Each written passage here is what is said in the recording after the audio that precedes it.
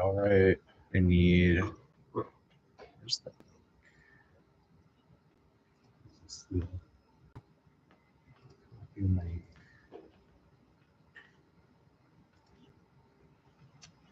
Cool. That's what I look like.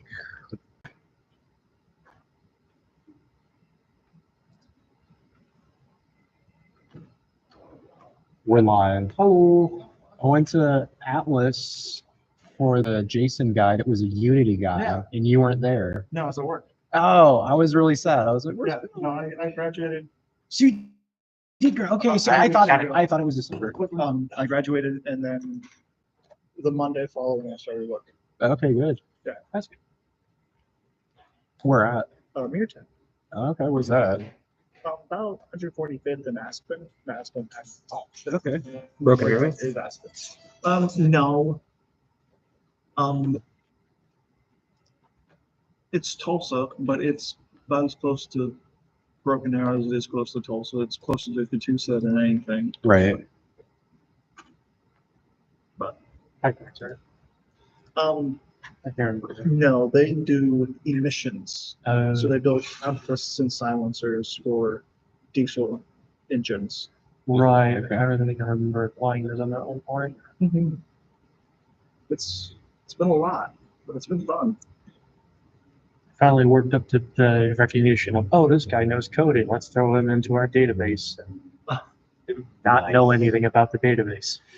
What database type is it? It's an SQL database with Delphi specifically. It's like an Oracle base. I know about it. But it's run through by camp systems, and camp systems are very good at separating databases up to the point where they have to buy, access to it piecemeal, basically. Yep. And so therefore having to go through and write my own SQL commands and sort of I can access the things that they don't want me to access has kind of been interesting. Yeah, Oracle charges you per core of the server you're running it on. Yeah. Some absurd price per core. So. And I haven't even figured out where they're even hosting the server, because that's the thing. We remote into it to then access. We remote into basically a VM, and in order to access the server. Yep. Yeah, it's Exactly. Is it through Citrix or like VMware? I think it's Citrix because it's not VMware. Yeah, right. I recognize VMware. I help people get set up with that. So, it's fun. This guy's just gonna be in my eyes. I can feel it from probably. That's fair. Yeah, for all this Mayfest, all this going on. Oh yeah. When does that start? Friday. Oh, Friday. Tomorrow. Manana. What day is it? 15th. Clearly the second Thursday of the month. Oh, that's right. All right. Oh, there's game dev night today. Oh, I was. I just show up there every Thursday. I mean, Pure coincidence. you Pure can't. coincidence. I think you said beer coincidence. Beer. Like, oh, you're just drinking beer. No, I drink beer every Thursday. I mean, do I stop at Cabin Boys every time before I come here? Yes. Okay. Well, I've been there once. Oh, they right now have a lavender lemon drop, which you can actually order without alcohol. Nice. And it's very tasty. That's where I had it. So I'm going to do the intro thing. Okay. So thank you for joining us today. We are here thanks to Techlahoma, our volunteers, and our speakers. Techlahoma is a nonprofit, volunteer-run organization that puts on 39 groups, 2 conferences, and sponsors free local events. We do all this to support the mission to advance the grassroots tech community of Oklahoma. Learn more at techlahoma.org. And the space that we are in is in 36 Degrees North. 36 Degrees North donates this space for us to meet. They also offer free workshops as well as co-working desks and offices for a monthly fee. You can find more information at the front desk. And You have a QR code we have to scan now. Is that online? no, I don't know what they're doing with Okay. getting in here, but just when you sign in, go to Techlahoma. I was gonna say what was going through my head? We did that. Oh, the 200 OK event is coming up, and it's going to be at Atlas. And so it's an all-day event, and Techlahoma is putting it on. So The what? 200 OK. It's a Tech conference. local Techlahoma. Okay. It's one of those things where if you are not already part of the Techlahoma Slack, I highly recommend it. Mhm. And anytime Techlahoma has any kind of conferences, I highly recommend seeing if you can volunteer. Mhm. Because generally they need you for 5 minutes, and then you can Doing free. they need you for like 5 minutes, and then you can attend the event for free. Hmm. I got to volunteer at Thunder Plains last Yeah. year. It's nice because where I was at was like the registration booth, so I got to meet everyone, Right. every speaker, every guest that works. And then I still got to go see 2 talks. So, What were the talks? they were XR development for JavaScript developers, Okay. and then like head first into new code bases for junior devs. Okay. And so they're That's what you need. I mean, yeah, with my current issues. Yeah. I think we had a similar talk because I also volunteered for 200 OK when I was at Atlas. And yeah, I helped out. I was the man in the crowd, the person who just came up with a bunch of random questions for the speakers because this was when we were just first getting started. So yeah, that was fun. Right on. How was, what's his name at, to you, Unity dev, Unity guy? So Shovels? Chat? Jason, It's just Oh, yes. Arch. yeah. So he did Atlas one day and then TU the next day. Okay. Cool. Yeah, he was great. He was really nice and very helpful, and just one of those people that like, oh, I want things to grow and be better, Mhm. and not have like the nonsense attitude of like, oh, you're crap and you're never going to achieve anything. So he was like the opposite of that. Like most teachers I ever had, they were always very aggressive. He was very much like, oh no, we're going to figure out how to make all this work. It was really nice. I've liked a lot of his YouTube stuff. I haven't got to see any of his talks recently, but I didn't know he existed because he's in Unity, and so That it is is very fair. Unity specific. But he's got lots of things. Or like yeah, you'll go to one person and they'll have 30 minutes over this one topic, and they'll only show one use case. Mhm. He'll show like the video will be 2 minutes. He'll Yeah. show 5 use cases, Oh, and then link to his other videos where he goes into more detail if you need it. right. Once you So get to a it's more point- like here's the ingredients, not here's a recipe. Yeah. Yeah. and it yeah. Well, because like some And the people will give recipes you are like when it is the here's a recipe, it's like here's how to make tomato sauce. right, so you can add it to stuff. Yeah. Yeah. It's not here's how to make lasagna. Right. I'm gonna see if this went. All right. I don't think I'm sharing the screen, so people at home, we're just gonna be staring at the screen if you rewatch this. So that is ads. So this is the game called Dropout that I'm working on. And this is the newest build. And it's ugly because Carissa is doing the art and she broke both her wrists. Oh no. And so she fell. Mm. And so there's no art. She hasn't done anything. So whenever I say like Carissa's on the team and stuff like that, She's on the team. she's on the team. She hasn't done it. Yeah, she hasn't started on that part yet, but she has really great concept art. So these are all the logos that I need to make the animations for. But I was like, I'll just post them all. That way I know they're there. Right. Placeholders are necessary. So it works with Steam. So that's my username. I am Big Papa Leo if you guys want to hang out. I have the areas blocked off. It's like, you haven't finished this, so you can't go there. You haven't made the profile yet. But I did get most of the settings working, so I can be like, hey, I need to change this audio. And it actually went down. That I had done something wrong in like the hierarchy system, and that was not working for like 2 days. Yeah. And then the big one that we finally got working, or I believe it's working because we're here on a network, is we just joined a lobby. So technically I'm online. So if other people, so if someone else had the game, they could run it, and in theory, they could join my lobby. They could be finding it, and then I can start it. And so everything looks the way it is. So it's very much like, hey, I need to work on this, like fix this sort of thing. So now it does a big countdown. That's what that weird sound was. And then there's another, there's no UI done. So there's a game timer that's actually counting things down. And how the game works is you can't shoot other people, you shoot blocks. So that was called I got the name tags almost working. I have them in there and they're supposed to replicate them. That's what we're testing tomorrow. And so there's different platforms, and you jump platform to platform, and you try not to have your platforms get destroyed on you. Okay, so like Spleef Minecraft. Yes. So that was the big boom. That's like the big weapon. And then this is the default one. You just can shoot once and it does it. And then if I right click, it gets rid of whatever weapon I have. So I currently have no weapon. This is called the lollipop. And that's because when you shoot it, it has a big line that goes there and then it makes a big ball. So it looks like a lollipop. And then this is the laser. And so you start it and it shoots for 1 second. And wherever it goes, it shoots everything. So those are the weapons, and then power-ups. So this is the stealth. Okay. And your stealth. This is the bomb. Let me go over here so I don't blow myself up. So I dropped a bomb, and then those destroyed. This is the shield. So these are all protected for however long that lasts. I think it's 3 seconds. This is a platform, and so if I jump up here, it has an indestructible platform, so I have a chance to save myself for a brief period of time. Oh, and we ran out of time, so I was the winner.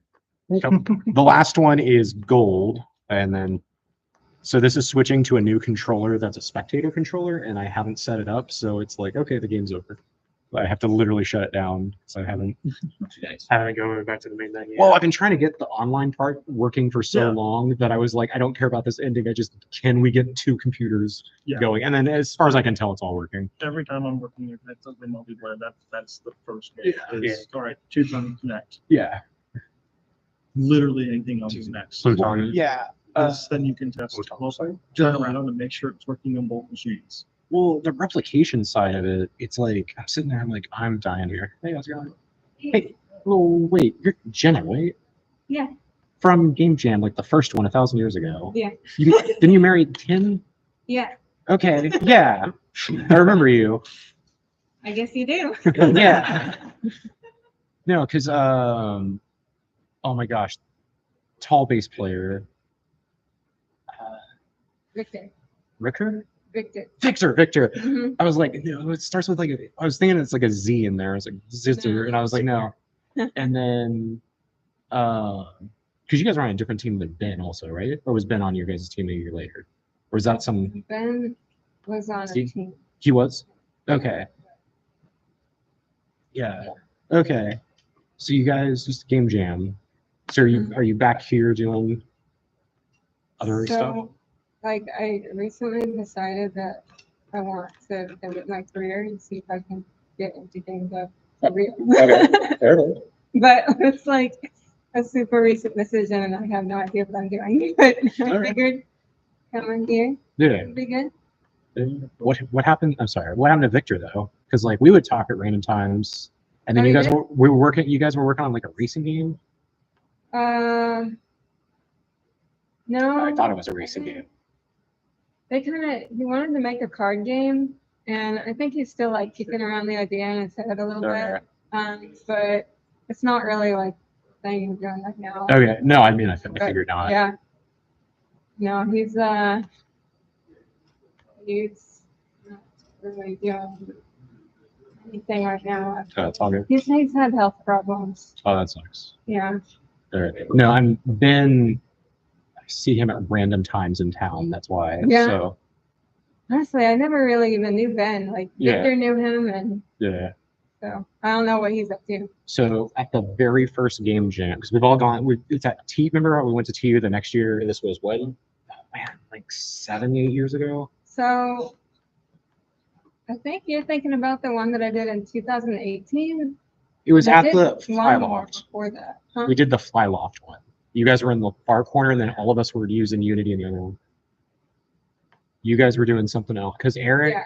was on your team also. Eric with an A, and then because we ended up. I think that was the first one I did. Yeah, that was the first one. Because Eric and I, after that, the next year, we ended up going to GDC and had a road trip. And that's why I was like, because we were talking about each other's teams. And so, small world. So to give you an update, so this is Phil. He's here. David, Glenn, and then this is Elliot. And so mainly programmers. Are you doing programming or what are you doing? Well, I'm not really sure what I am a programmer, Yeah. um, but I'm not sure what I want to end up doing in video games. Like if I really want to do programming and go, laptop development, or what kind of like a mixture. Or right now, I'm kind of interested in like learning some 3D modeling and rigging and animation and stuff. But I've always kind of felt like that might be kind of up my alley, but I think I've just never really believed in myself as an artist Yeah. or anything. Are you in the Discord? Because like all the artists in town are in the Discord. I don't know. I It's don't the think so. Tulsa Game Devs. I don't think I'm in the Discord. Okay, yeah, I would go there and then like post your, because we also have, if you go to tulsagamedevs.com, you have a portfolio. We're posting everyone's portfolios Cool. in your arts area. But like I know Adrian, he's one of the artists that are really focused on stuff, and he's always down to help anyone. And then so is Brandon. And then David jumps in at random times. Yeah, I'm a all rounder. I kind of Yeah. wear all the hats. Awesome. What's the website? tulsagamedevs.com. Oh, Devs. Devs. And F. Okay. Oh, there we go.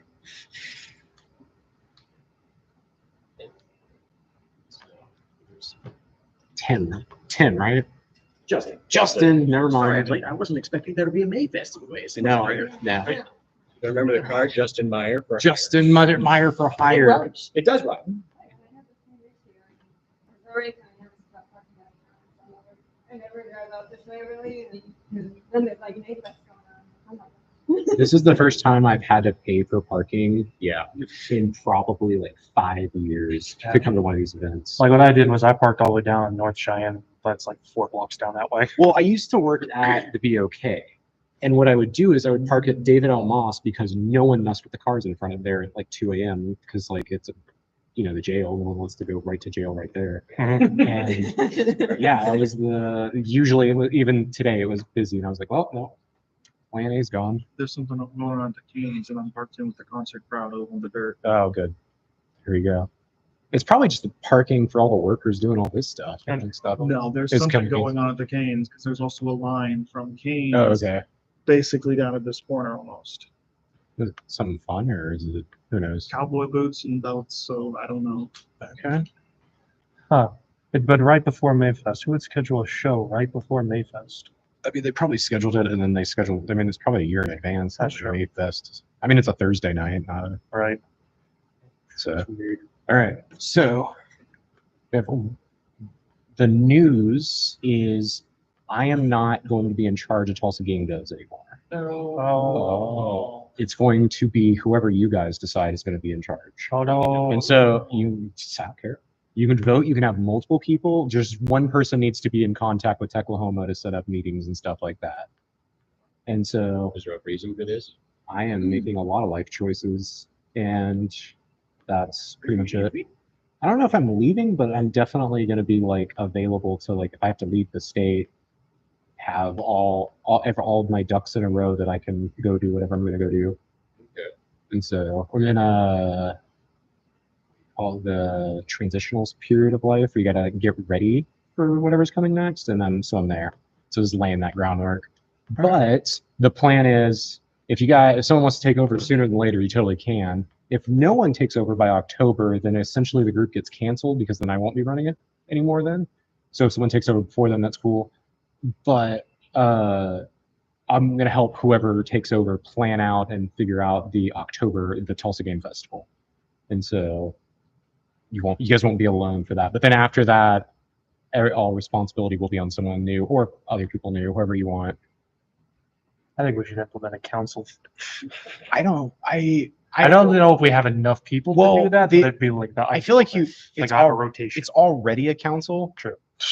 But I do recommend having more than one person because I literally have to come to every meeting. I have to set up everything. And there's certain times it's like, man, I need to go out of town and like it doesn't match up because I need to go do this. And so it's probably beneficial to have a second person. Yeah. Yeah. But yeah, so you guys will figure that out. October is the big event though, and we do need to start planning that out. So last year, you guys weren't here. You weren't here in October, right? Well, I was here, but I didn't go to the. You didn't go to the event. Okay, so Tulsa Game Festival is where everyone's getting whatever project you're working on, whether it's in progress, finished, shipped, whatever. And we get as many computers. We went to the Circle Sun. We get as many computers and monitors, and open it up for everyone for free, and let everyone just come and play stuff. Nice. So, because you both showed off. yeah. No, you didn't. Yeah, you had the card game, right? I have the card game, and once I got tired of explaining card games to people, I switched over to showing off terrain. There you go. I had a fun time showing off the VR Yes, game that yes, no yeah. longer exists. It's like, did you get to lead it? No. It was remember that was the game crashed during actual building of it. And so therefore I whipped that up the morning of, Mhm. and so therefore that's nowhere close to where I want it to actually be. So Yeah. the shooting random models that fall over and just big particle effects, that's not going to be the thing anymore. Okay. My goal is for this year I'm going to have my full tutorial built as my demo. Yeah. We're also July is MonCon release. Is that official? Are we Yeah, locked in? I mean, there's so much around it that I can't move that it has to be. It has to be then. Yeah. There's 2 Steam Fests and, yeah, but basically those are the 2 big things. Yeah. So we'll have the MonCon party. Everyone's invited. It's a convention, right? That's the idea. Yeah, meta convention. Meta convention. Yeah. Are we gonna do what we did for Timmy and Sophia? Yeah, we're gonna do a launch party here, and then the idea is everyone buy the copy of the game. How much are you selling it for this? The number fluctuates, somewhere between $20 and $30. Okay. But I'll front that money for reviews if you leave a If you review. give a positive review. Yeah. So that's the way it is. Yeah, that'll be July. But are you doing MonCon for the game festival, or you got a different thing planned? Oh gosh, I don't know. I mean, we'll see. It was, Probably MonCon. it was pretty popular Right. at the last one. Yeah, I mean, we can't sell anything at this event. not Right? supposed to. Yeah. Yeah. I don't know. We'll see. Probably just show MonCon. What about you guys? Do you have anything you're working on that you'd be like, I want to show this off? It can be anything. Yeah, I don't know yet. I have an idea for something I want to start working on. Mhm. But I don't even really know what it's gonna be like yet. But I want to make a game where you play as a ferret Okay. and create chaos, essentially. Cool. Yeah. Well, you have until October. Yeah. The goal is we don't have to charge people for booths, and we don't have to charge people to actually enter. So we're just trying to get as many people as possible to show up and play games. So yeah, pretty much if you're in the group, like you can get one. What about? I know you're the actor, but also writer. Is there any way that you feel like you could participate somehow? Maybe I just did some recording for a dev, so I could reach out to them and see if they can have build a bit of live content. Right. Are you able to just bring a game that you were in and then be like, have like a save state where it was like, this is the part where I was at, and just let people be like, oh, I was this voice actor, and like they just keep replaying the same part? Yeah, Or like a video loop of your stuff? yeah, we could do that. Yeah. I've got plenty of demo reels, a lot of pre-recorded material from games. Yeah. Where I was in it. So just figure out like what you want. I don't know about the deadlines because it's going to be October. So I guess like the end of August, have everything, whatever. If you're going to do something, be like, this is what I'm doing. You got something cooking for this year? Not directly. I mean, at this point, my dev time dropped down to like 2 hours a week, Yeah. and this week it's here. Yeah. Most of my projects are in a state of refactor, Okay. like always for me. Now that I'm out of that list, it's a whole lot of. We have a whole lot of, all right, cool. We've done our final project. We'll graduate. I'll have some time to work on my stuff. Yeah. And I get that final project. Like, we have 2 days left. I go in for my 4th interview. I get my job offer letter. I look at the offer date, and it's like, I'll have a weekend. Mm-hmm. So I haven't touched it since. Yeah. Nice. I've got things that I can probably dust off, Okay. and so I might look into those. I know along the project with Terrain Gen are their reaching points are like, I want to get these where they're ready to put in other people's hands. Yeah. So I can have something like that ready. Okay. I'm gonna reach out to none of you guys are TU people. I'm gonna reach out to TU and then also Atlas, or if you're able to. I was gonna reach out to Zach. We I have would a booth. recommend it. And then, okay, so last year we had limited space, obviously. Well, you guys were there. Like you guys were there. Yep. My thinking this year is bring every computer, monitor, TV you can get your hands on to have as many stations as possible, Mhm. and then just make it at the same at 36. I mean, circle something. I guess. And then just be polite and accommodating to anyone that shows up that's Yeah, outside and of our just- numbers, right? Yeah, and just because what happened is what I mean, by the end of the night, it was over 50 people showed up. Right. So like, but how many stations did we have? We had like, Well, I 10. took up basically the far corner because of the VR Yeah. and everything. And then I think did Zafia have 2 stations or 1 we station? had one because he used my laptop. No, TU, I think, had two. yeah, to it had to. And They also had like 5 games at the thing. Urban Entrepreneur had two. Yeah.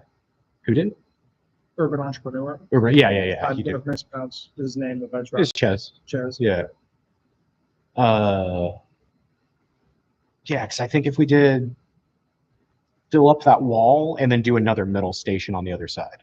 So like, and then just have as many extension cords going across as possible. Are we already set up with them to be able to do it, or do we have connections for it, or? What do you, when you say Service connection? I I mean, they seem to like us. Okay. I mean, we brought a lot of foot traffic in there. I mean, it was during Kills Apartment. Yeah. I feel like that helped a good I bit. feel like that. That helped us. I feel like Oh yeah. for next year, for this coming year, that it would help us to like really like everyone post it everywhere on anything Right. Yeah. you have. Um, The advertisement campaigns. We just need another big movie about Oklahoma. As soon as we get into the timbers, yeah. What's the Timbers? After July. Oh, first. September, October. After the I genuinely was thinking like the woods. yeah, And that was like, timber. I was Yeah. like, going to the woods? I was like, so. Elliot had an idea that I'd like to implement this year though, and that was the stamps. Oh, yeah. So you want to take that off Oh, yeah. or take it from here? Oh, yeah. Basically, that when people come in, you give them like an empty book for collecting, stamps, either physical, like you place it in the book, or they just stamp the book or something. But the idea is to get them to go to every station and play everybody's games and get a full book of, stamps. And then, they get some kind of prize if they can come back and say, hey, I filled up the book, I played every game. That'd be very cool. I like that idea when you first mentioned it. I was going to give away Steam keys, but what were you going to say? I think we should have a Telsa game dev thing, like a merge, something very low cost, like a keychain or something like that, to throw with it. But I don't. We have- like basically The like whole budget goes into getting the place though. Right. Yeah, I Steam know. keys are great because those we can, Yeah. anyone who has something released can start. handing Right. those out. My also thought was like any developers participating could like put like pool prizes together and stuff Mhm. like that would be helpful. Yeah. Like hell, even just candy straight up would probably be all right for some kids. Yeah. So I don't know. If If we're anyone like going that. The passport though. Mhm. We need to put someone on. the Verify. one who's going to, who is going to bring that in? Like the passport book? Yeah. I am. Well, Yeah. No, the stamp and sticker, that Yeah. will be its own issue. that's what I was thinking as like a passport, like, It was just like I was thinking just Yeah. what's a We could- bifold? Just a bifold and then have 8 slots and then you get a perfect. Since stamp. most of the creators are going to be there showing off the games, would maybe the creator signing the booklet work out well, or nah, that's too much time? You guys I think? think that's cool. That'd be great. Because then they would have, Because like, if the especially game if takes it's off, just then a they have an iPhone artwork. thing, Yeah. we can probably print game names on there, especially if everyone is ready to go the month before. Yeah, you have like we're gonna have the 8 project. And then we would go the way that we would just make sure, in case writing gets sloppy, because writing it for X amount of hours would take a lot of time. So we just have pens, like certain color Yeah. pens to each station, Yeah. and that way we could just confirm. Okay, blue, yellow, red, green, perfect. Yeah. You mentioned like stamps, something like that. I think we're gonna do pens, but what about stamps? I was just thinking like, what if you got like a bunch of little stickers made with art from your game, they put that on like a big sticker sheet. Right, it's just money. I do like that. Mhm. Like that's not, it's a money issue. Yeah, but like, how much is a sheet of stickers gonna If you want to cost? bring a sheet of stickers for your game, do it. Yeah, Yeah. That- If you, oh yeah, that's if for you the want to do markets. that. Yeah, you can for I mean, if you want to do it, I'll put it. Yeah, at this point, since it's BYOB for these types of events, I think making it the pen the minimal, and Yeah. anything above that is whatever you want to do. I think that'd be perfect. Yeah. Bring your own merch, and if everyone brings merch for their games, then yeah, sweet, because a big pile of merch there Yeah. that does the things. But that needs to be on the individual game devs, Yeah. not on the group as a whole. Because like you said, every dime that will go into this is going to be going into making sure we have the space. Right. Well, that's weird. I know, right? We're figuring out the October event. So the current plan is the cutoff for your game is the end of August. Okay. Whatever project you're going to show off for the Tulsa Game Festival. You just have to like, hey, this is what I'm doing. You have to submit by that point. And then Elliot had the idea that we're going to get like a bifold passport book. And then have it printed out like each game that was on there. And so when someone comes, they can come and what do you call it? Either put a stamp, a sticker, or anything about the game right in your autograph, whatever. And yeah, that's like the idea. So if someone has like something they can take home, and the idea is they go around every station and get all the stamps filled up. And if they get all theirs filled up, then we're gonna do prizes. No, that's a good idea. When we all get famous. So the bare minimum is the pin, like a Sharpie or something that you write your name in. Distinct color, So basically. a distinct color. Oh, But if you want to like, hey, I'm gonna print out my own stickers, or what was your other idea? You said stickers. You can have like stickers made out of art for your game, then they can put that on a sticker sheet and collect it all. And Just something that makes it very distinctive that you are the person who signed off on that thing. Don't they play it? I mean, not that we're gonna really be like, no, you can't. These is all black Sharpie. I could tell that you filled this in yourself. Right. We're not gonna do anything like that. Yeah. It's not highbrow enough for that. Could you imagine if you were Right. trying to cheat at that? I don't know. Yeah. Like, I would say a lot about your character. I mean, people pirate $2 games. Yeah. people Yeah, pirate Yeah, free games. it's just that. instead of a book, maybe like a wheel would be cheaper. Like just like you got like a big code wheel thing with like divisions for each. Like you put the logo of each game in like a slice of Yeah, it. Like old school copy protection? Yeah, yeah. It's Or not even that, just a grid sheet that you can set up. 'Cause, like, Yeah. if they want to go ever to board signatures or something, like, sure, you win. If you have something in mind, could you design it and just be like, here, this is it? oh yeah, I can send you a picture. Well, I thought that just doing the unique markers was already enough because you'd be having a person walk in there with a 36 pack of Sharpies. It's Yeah. gonna be kind of obvious what they're down there to do. Yeah. Well, no, because I was gonna say, like, if you can just make one of those up, then we can, and then I'll figure out how much they cost. Yeah, I mean it kind of Because I wanted something like cardstock or something that was a little more. yeah. It's It gonna would last. like you'd have to have the list of all the games that are going to be there. Yeah. How many divisions? Right. They, But from there, it's just run by what FedEx or Kinko's.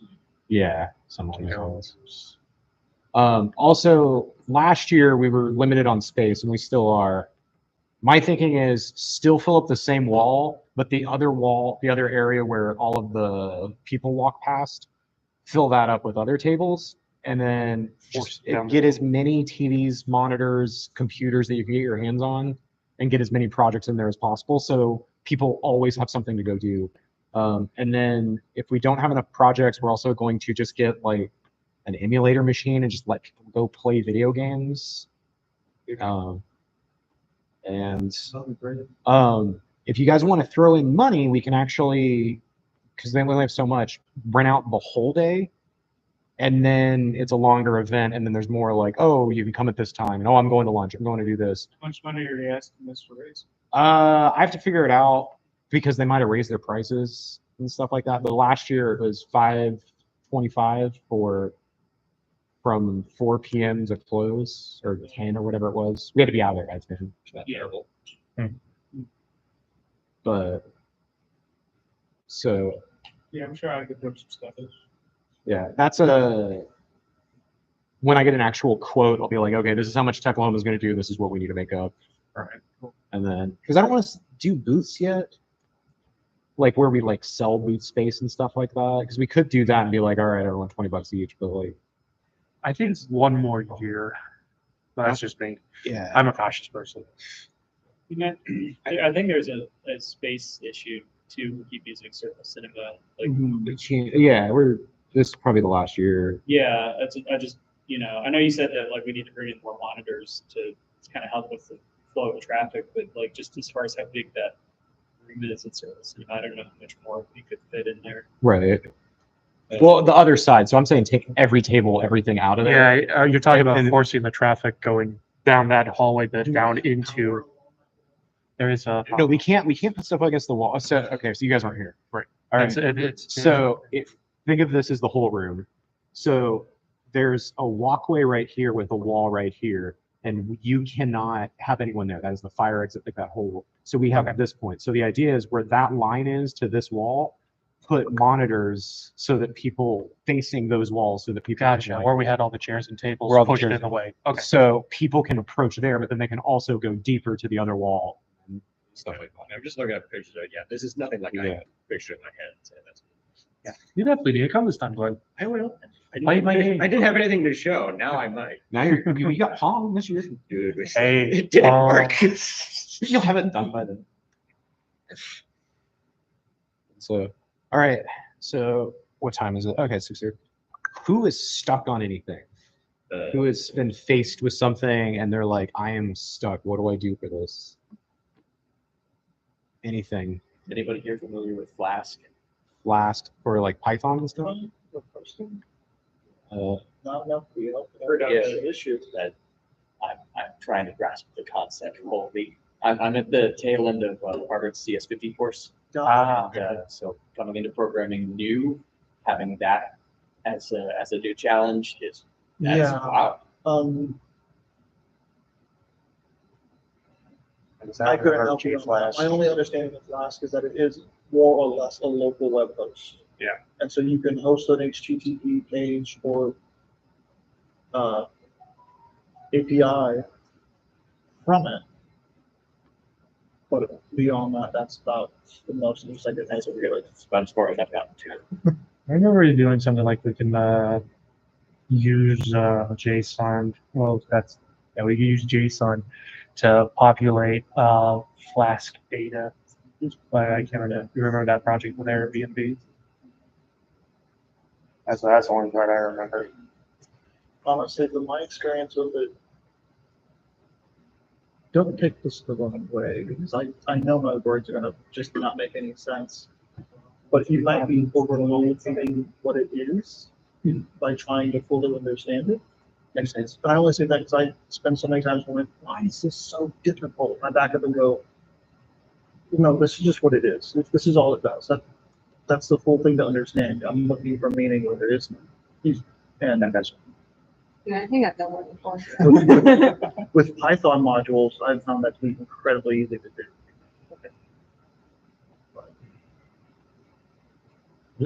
Like I said, I don't know enough to be helpful with it. So I appreciate it. How are you like actually like, oh, this is not working? Or are you just like, I need help? Like, Yeah, I was sort of like trying to get the core concept because I watched like a 2.5-hour lecture and it seemed like there was a lot of talking about, oh, you can implement like you said, some sort of like a live local web server. You can see updates in real time. You can manipulate data and do all sorts of cool stuff. And I thought, oh wow, this is really cool. Now, what is it though? Like, how does it do that? Why would I use that in any application that I need? So I was looking for just more broad understanding from someone who maybe utilizes it or has utilized it to give me a use case. Because My experience with it is it's great for prototyping before we have something real to share, whatever. Okay, and so it seems like it's more tooled towards like web dev and full stack development, things like From that. my experience with it, because that's what it is, it's a lightweight local web server. And so you can receive your web requests, you can serve web pages or whatever kind of response you need from it. But everything I've touched with it screams through its documentation, through its warnings and everything, going, hey, don't use this for production. Um, sometimes quite literally. And so I've grown so fond of Python over the last year that I hate saying it, but Python's a great prototyping language. If you've got an idea and you want to try it, sure. It's a great place to find tools because it's a bottomless toolbox of things you can do with it. Yeah. But Have you worked with Python before or any other language? Or? Only through this course. So through that, I have a functional understanding of C, Python, JavaScript, HTML, and now getting into Flask and using that as a Flask is where they all meet. Right. That's Yeah, what it boils down to. What I would recommend to get a mastery of it is pick a simple website, a WordPress site, for example, and just build it in Flask. And then from there, pick some kind of data backend, whether it be just reading in JSON files or reading in text files or querying an SQL database, and get your website to be the front end of that, and Flask sitting in the middle going, okay, we've received this request from our client. We're going to go ping the server, look up the client, knowing where the server is, and trying to build that up. Okay, cool. Because right now I'm sort of just trying to understand it to a point that I can complete the homework assignment and then not get back. Because I like web dev just is what I'm looking to No, I to understand. gear towards. It's- But I appreciate and understand why they're teaching it. But to the end of, I would like to. And Flask is a great tool for teaching it because it's not as robust as like AWS or Azure. And so there's a lot of things that it doesn't do for you as much as it does do for you. Yeah. And so you can kind of learn from it with things that it doesn't hold your hand. That being said, it's once you get the basics of it operating, it is very great to use. Well, like everything in Python. Yeah. No, I had fun with Python. Part of the course was to rewrite the programs you wrote in C in Python, just to see how quickly you can get things. How much easier That's a it great. is. If you want to That's go my favorite. the Daniel old school method, I like the books on programming. This No Starch Press has a bunch of different books on Python. Oh, nice. I would check them out. They probably have something that covers Flask in it. Right. And so No Starch Press is where I would go if you're into that sort of thing. Thanks. If not, I would go to Udemy for an actual like designated tutorial on that. Because sometimes like you'll go to YouTube and it's like, okay, here's my 10-part series. And it's like, but you haven't finished it when you haven't worked on it in 2 years. Oh yeah, I'll get around to it. Whereas a Udemy course, it's always finished. Of course. So those would be my Appreciate it. two places to go to. Have you used either of those before? No. Books or I've you been didn't? learning a lot though. Pretty much the same thing. Same idea. Yeah, and you get a certificate at the end. So it's Right, but that's why I started using it. Yeah. I had a job that wanted a Maya certificate and a motion builder. Okay. Of course, now I can do Maya and motion builder, I guess. That's cool. And there's a lot of Python tutorials, and all generally pretty good. It's Yeah. just pretty easy to learn. Like there's one I found on some random website. I think it went all the way up to like Lambdas, somewhere around there. A lot of The the basic books from requests. No Starch Press, if you go to the authors' websites, they'll like every other book I've looked up on, when I go to the author's website, they distribute their PDF for free. Great. Nice. And so that's all. If you're like me and you're just building a digital library on a hard drive somewhere in the closet, I definitely have that. it's another great place to go look. Thanks. I'm always a fan of RTFL. that's what another place. This is a Daniel addiction site. This is Fanatical. So what I like about Fanatical, all right, so they have bundles. So here's the Mystery Mayhem bundle. I'm going to get to a different point and so I'll tell you about your thing. Sure. So what this does is for $13.99, I get 20 random Steam keys. And you have no idea what they're going to be. And then you get to open one and it's like a weird lottery, but you get, so they're Bitcoin miner, the game. yeah. So these 20 will all be different games, but if you buy the bundle twice, you might get overlap games. Interesting. Uh, Humble Bundle recently did a Godot game dev bundle. Yeah. Well, see, that was the other thing about this place. You can go here. They have what do you call them? Book bundles that are just regular bundles. Yeah. So Yeah, I've seen those through Humble. I didn't know Fanatical did that. My interaction with Fanatical has been the occasion every Okay. a bunch of free games. If you sign up for their newsletter, and so I will sign up and Right. subscribe. I would. Oh, no. So here's 27. I do not trust Pack Publishing at all. Okay. I don't. But yeah, I know. But if you're willing to spend, $6-7 for some and be like, I'll take a risk, Yes. you can get for $22. You can get 27 of their Python books. I don't know if any of them have Flask. That's okay. Honestly, once I complete the homework, yes, I don't know if I will have any to use Flask in the future. Oh, okay, right. I appreciate it, but it's Yeah.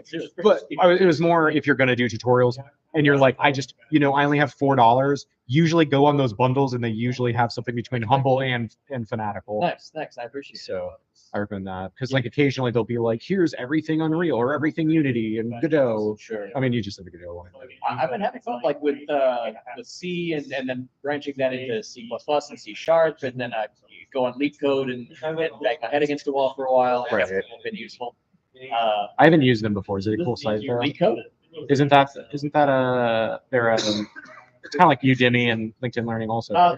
Leak Code is kind of like coding exercises. It's where algorithm problems, forget it. They present you with I'm thinking of a something problem and completely you have different. to make a code snippet that solves it.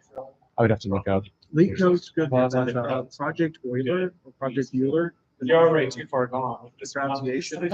It's just math problems. Yeah. But the math problems are things like count all the Friday the 13th to the 19th century. Like So you need to write a piece of code. the actual So dates. Yeah, how many Okay. Friday the 13th happened? Because whenever you said that, I was like, "There's 8," but then I realized I answered a question you weren't asking. You were asking a completely different question. Yeah, no. It's basically right the Gregorian. You can't brute force it, but then like. No, I thought you were talking about the movies. Friday the 13th movies. No. Yeah, that's what I was thinking too. Yeah. No, it's how many times Jason showed up in 1990. Yeah. Because they're things you can just brute force count. They're great for getting practice with loops and things. And then once you understand, like, hey, there's a better way to do this than just go through each month and ask, is your 13th on a Friday? Mhm. Yeah. And we can start looking at how to solve X problems and outside of just getting It's actually really practice with the language, because it's not programming specific, it's math specific. It also lets you kind of work on some of those problems. So what do? You have it check every month and be like, is it equal to 13th on that Friday? Is your 13th equal to a Friday? And then Yeah, I think I started at 0 days. Yeah. Figured out what day that was, Yeah. and then moved to the first phrase, and then added 7 and calculated which day of the year it was, and added 7 and calculated which day of the year it was, then got like, you're wrong. It's like, why? Leap year. Oh, yes. Well, no, it's easy. It's just every month that starts on a Sunday is going to have a Friday the 13th. Yeah, it's basically FizzBuzz extended. Mhm. Then it also do things like calculate the sum of all lines from 0 to 2 billion. Sure. And so, again, you have to start trying to figure out, okay, how can I do this in less than 3 hours? Right. It's not a hard problem. I say that's a lie. Because they also do things like Yeah, Google Sheets is an Excel spreadsheet. they start running into problems like, hey, you have to be accurate with numbers larger than a big N. All I have to do is input in the key. And so it you will want to start running into some issues there. And some of them are just So all I have to do is input that in. those math problems that have been around since Newton that were solved in Just getting 1980. it set up is a Mhm. little confusing. And that wants you to prove it. Yeah. So that's cool. So I could always. Wasn't there like a bash one also, but this was more specifically like trimming text files and stuff like that at specific points? Like go through the entirety of Lord of the Rings and take out every third the or something like that. Probably. Yeah. I had a computer science teacher that had us do like 3 Project Euler problems a week. He didn't care which, as long as they were done and solved. He was Great. And so it wasn't terrible, but it was enough to be challenging frequently. Mhm. I'm just downloading my newest stuff and seeing. I'm actually stuck on something. I'm just gonna throw people at it and see if they can figure it out. I can. What are you stuck on? I will show you. No, it's not netcode. All right, so we're going to the game.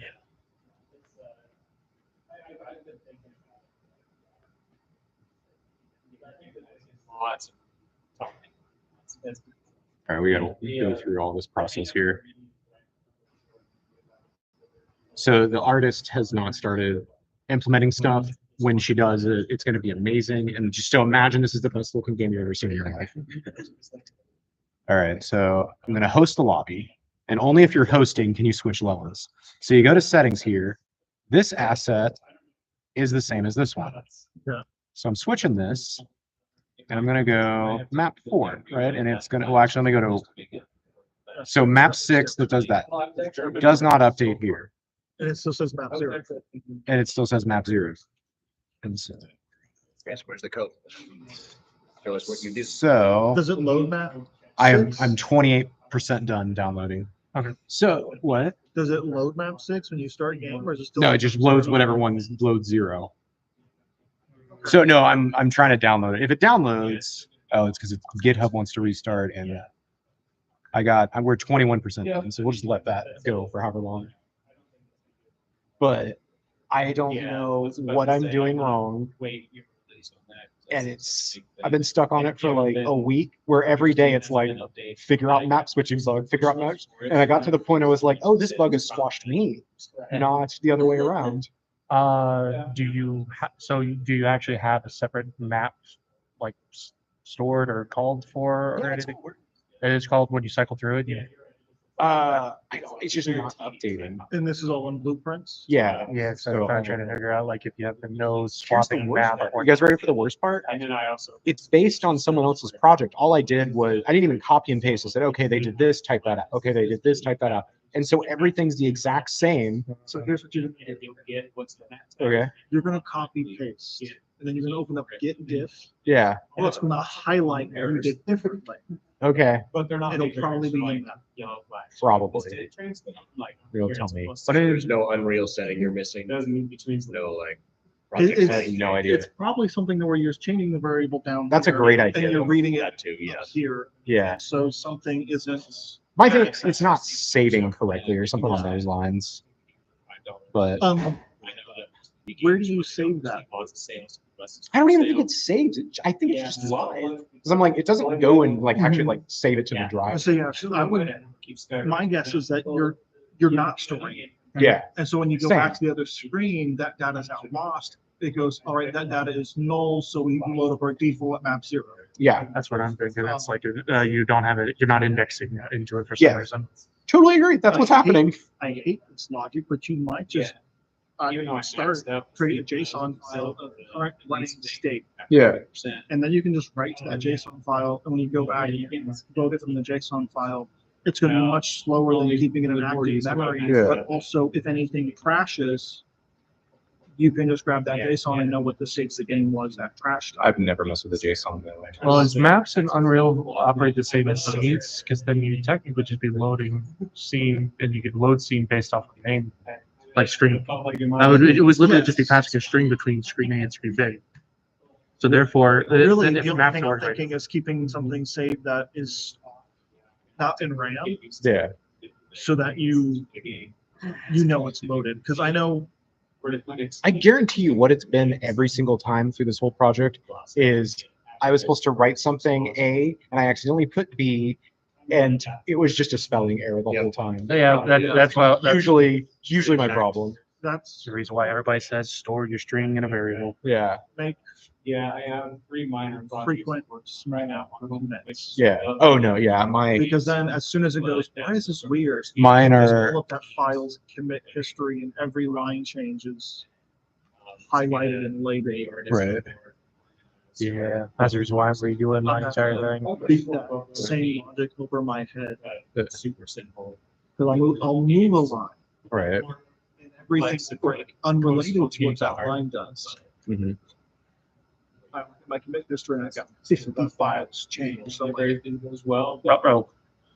when did I break it? Right. It's been weeks since my last meeting. Did you want the Discord so we can show you? Because here's what it looks like when you have people, but like we have the art area. So like Adrian posts stuff like that. Do you have? I heard it hold open. Let's see here. I don't have it. Here. Discord link. I have this one. Yeah. Very good. You got to still Wrong thing. school. Something you think is going to take 6 months takes a year. Something that you think is going to take a year takes 2. And there's no. All right. Do you want to type the email? And I will. It's a person. It's a company email. It's not me.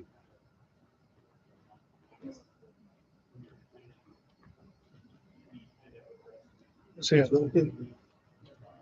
is that settings menu a separate scene Or is it a So- separate channel? or? Oh, it gets worse than that. So because it's on, so there's the server, Uh-huh. and then the server tells the client something, and then it is on the owning client. To the server, Yeah. Tell the server load this map. Yeah.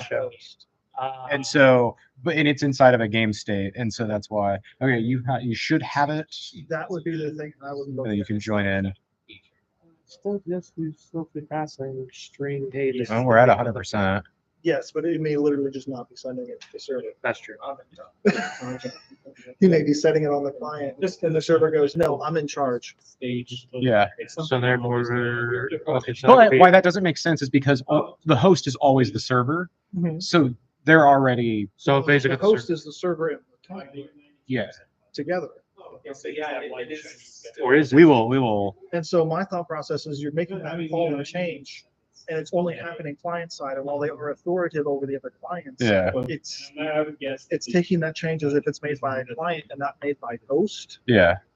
I'm probably wrong, because like you No, said, because that sounds about right. But one of the things I can think of is it's just actively stating only client change map and not host change map. Is there any news? yeah,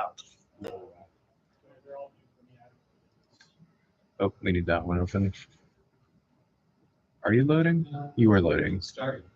everyone in YouTube is just going, why are we so interesting today? I know, right? I think it might just be two. Yeah. It's just me. But Steve did flag me. Jenna, do you have a portfolio or anything yet? No. Okay.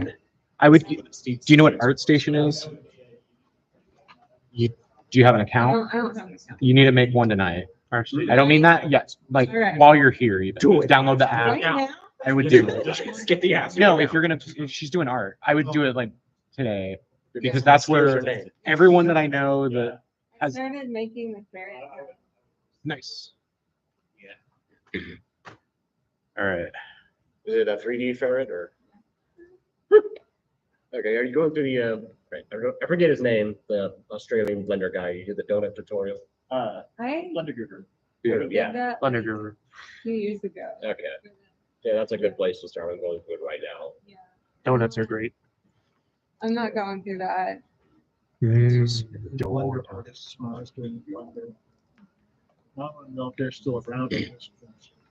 But like they give you the first 5 tutorials of a 20 tutorial series for free. Which was usually enough for you to get like a game dev quality assets. Yeah. And then go and go, all right, now let's take this low poly asset and make it something Ruby quality. I'm like, joke's on you, I'm not making movies. I'm done. People polygons, but better. Okay, so there are layers here because I have everything compartmentalized so that I can very easily look stuff up. All right.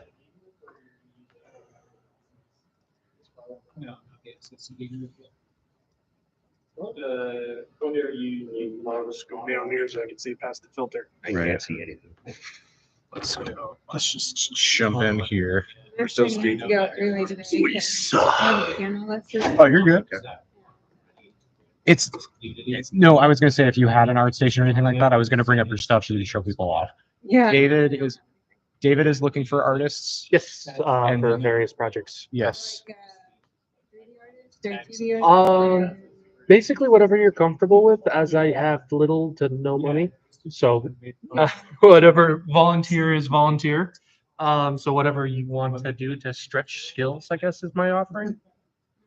My husband actually is an But artist, that's what but most of my focus. he's like a real actual artist. Okay. I'm not really an artist yet, but We're at a lot of concept art stage, concept art right now. Has experience installing the Adobe.net version. I have not touched it though. You're the most Godot experienced person to take this. Oh, that's him. And I haven't actually done Joe. Based on over 2 months. I've done Game Maker and CryEngine, and I hate myself for CryEngine. And everything I did in Adobe was outdated. Were you going to the Years on bathroom or were you- Stencil. were What you do you think I feel? Oh, do you need to go? You know, I had aspirations to move to Germany and work with the people. I'm gonna make Crisis again. Okay. All right. So It's always scratch. Oh, really? Anything I feel. here's what was done in Unreal. So this is the map. So this is Unreal Motion Graphics. Right. So this is one asset, Right. and then it's built in here, and then it has everything open that says, hey, I need the information Get data from data tables, and I'll go into that in a second. But I want whatever the name is. I also want whatever image you put in there, Okay. and that's what's going to automatic. And those are variables, and they know. Okay, so it's basically saying like, hey, this is open, and here's a bunch of little mouths, and it's just waiting for the information to come in. Right. And so then you have the selected option. What's this called? Delegate Where at? down. Call delegate. Oh, that is from this guy, Okay. and then it goes in here whether or not it's true or false, and then it does it on call and switch map. Okay. I had that there originally, but I was like, no, I'm just going to plug it in directly. Okay, so Yeah. how it gets fed is you have different game modes. So if I had like last man standing or, you know, shoot multiple rounds, whatever, but I only have one game mode. So are you heading out? yeah. Man, it was nice seeing you again. Be safe. If you're in the Discord, reach out to the artist and be like, look for Adrian. Let me pull it up. He's this frog. So if you go to the art section, Adrian Carter, he's a frog. He's a frog. I would go to him and be like, hey, I'm doing art stuff. He's always looking for any other artists. And so he's kind of helping with the artist community. Sweet. So I would reach out to him. Well, sort of if you use Unity or Unreal. I think I'm gonna use Unity. Okay.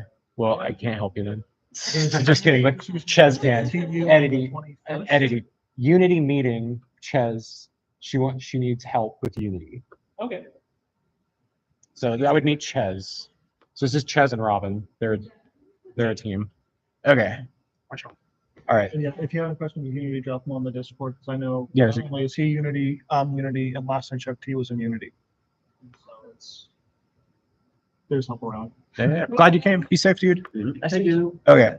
See you on the So Discord. then all of those levels that showed up like map 0, map Okay. 1, here's all the information and that you can put in and say like, oh, I want Yeah.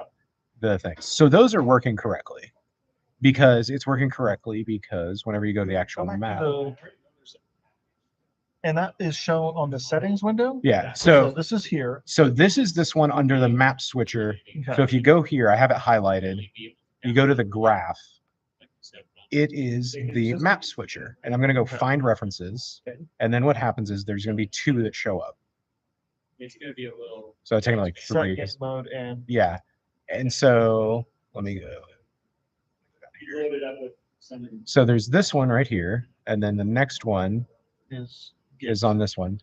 We loaded it. And so notice select map preview, but we're the switcher. So the map preview, if I go down here because it's a switcher,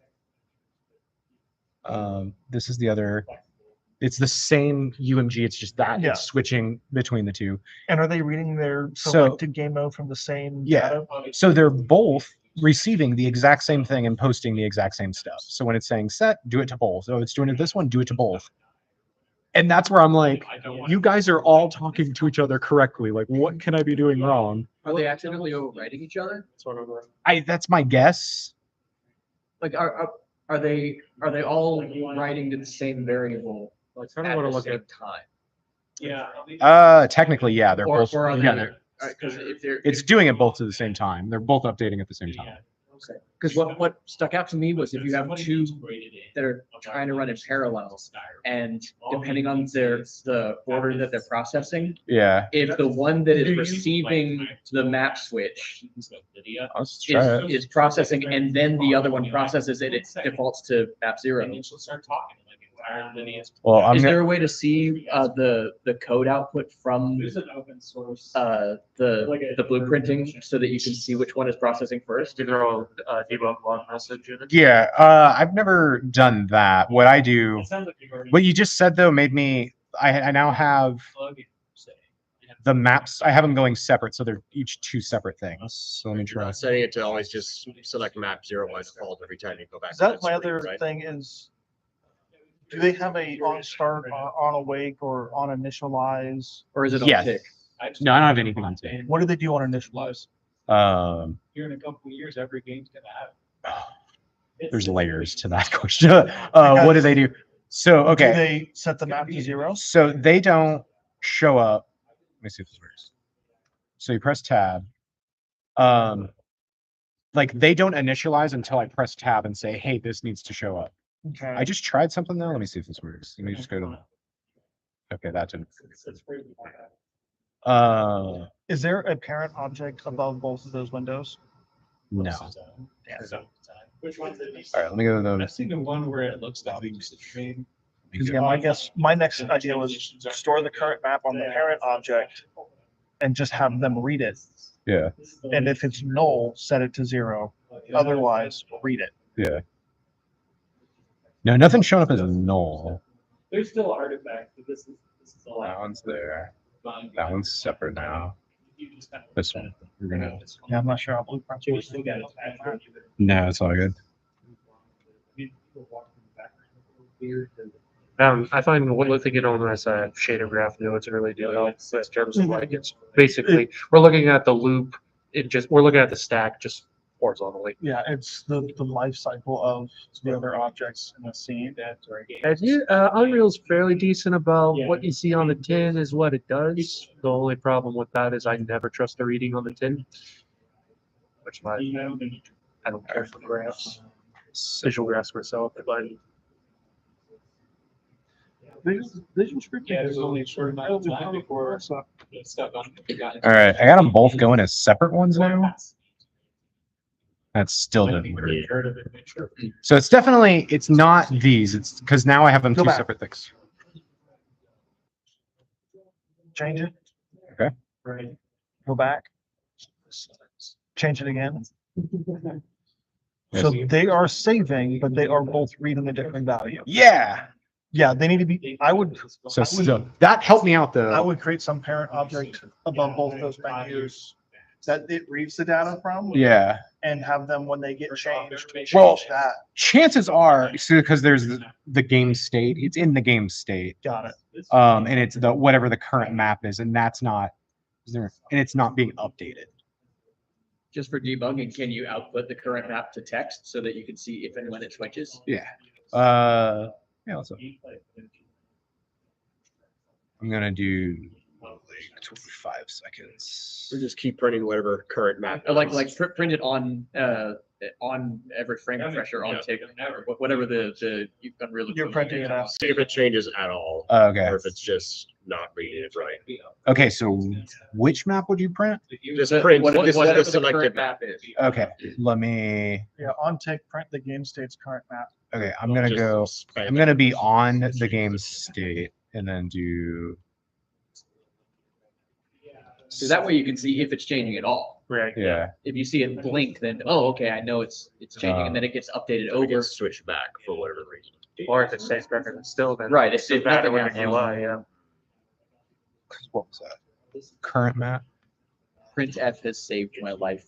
Right. many times. Just have, Time to throw the rock throw a in. breakpoint in it. Yeah. No. I. I'll just throw whatever I want in the process to go down and yell at me like, something like, stop spamming the console. I'll be like, no. You're going to tell me where you're going wrong. Tell me where you are. Where are they? Where is she? The console is mine to spam. All right. Map 0. Oh yeah. Can't throw breakpoints. Have nothing I can break. Okay, so 1,000 line long So that never changed. process, so that never 6 other processing. you're onto something because it never changed from map 0. So it's not changing on the game state. It is changing in that object, but it's not changing in the game state. Okay, so we're not actually accessing, where's that connect? we're not accessing game state, we're not setting it. Okay. SQL's a lot of fun until I have to start merging tables. I know, yeah. SQL's a lot of fun until you have to work on SQL code. That too, Right. because I'm working on the sequel of Delphi, and Delphi is very, very old. I just like how conversational SQL is, so I don't have to like worry too much about syntax. It's just like select this from this. Okay, great, amazing. Yeah. I have a So very Bobby basic. Cable strikes again. Right, that was another thing I had is that for my game, like I have like a sort of simulated email system where you'll get messages, like email messages throughout the game. And I was talking with other people like how I should store those messages in code, whether it should just be like one array or dictionary of strings for each message, or if I should have to an external like SQLite.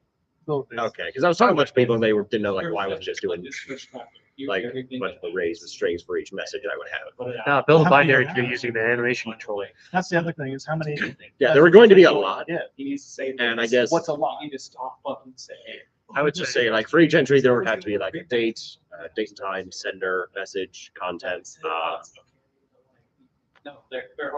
has been read, a bunch of other smaller things like Then that. you just use a delimited string in the dictionary then? Start with JSON. That's what they said, but like there's JSON, I've done, or I've tested JSON in the past, it gets very annoying trying to figure out where to fill out the brackets. Screw that. Build a dictionary. Okay. Because you're working in GDScript, which is basically Python. Yeah. And then call serialize.toJSON.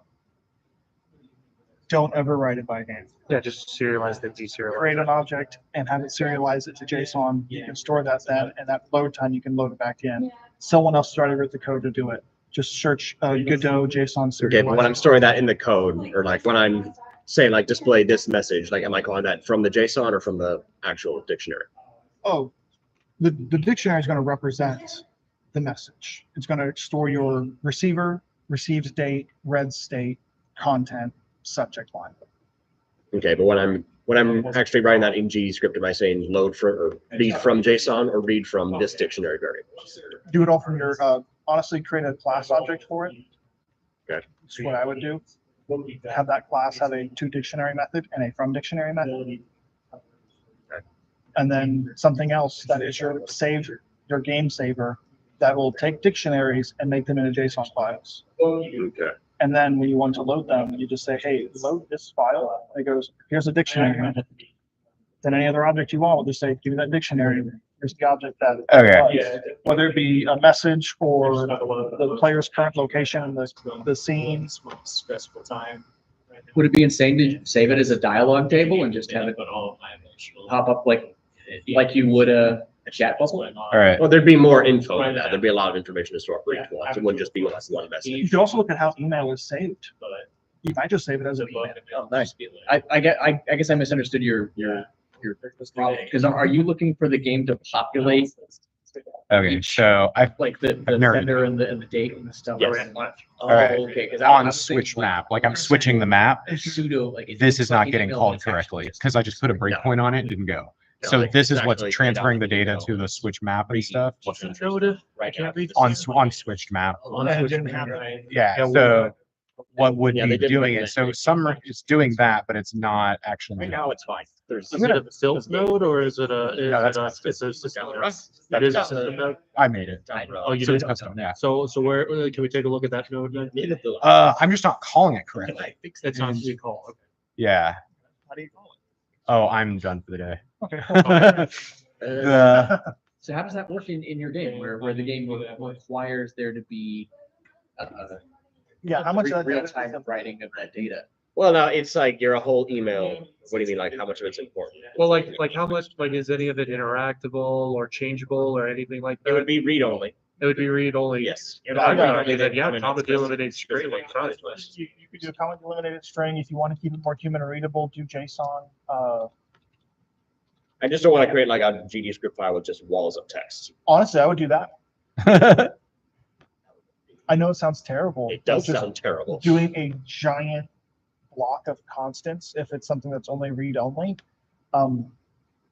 But the other thing It is that sounds like, awful, but that's, That's asset development, my guy. it's kind of thing, That's like, what if you need 10,000 icons, then you have to open up Photoshop and make 10,000 icons.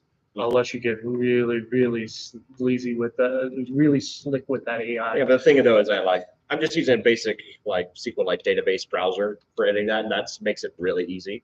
Do that. That's what I do.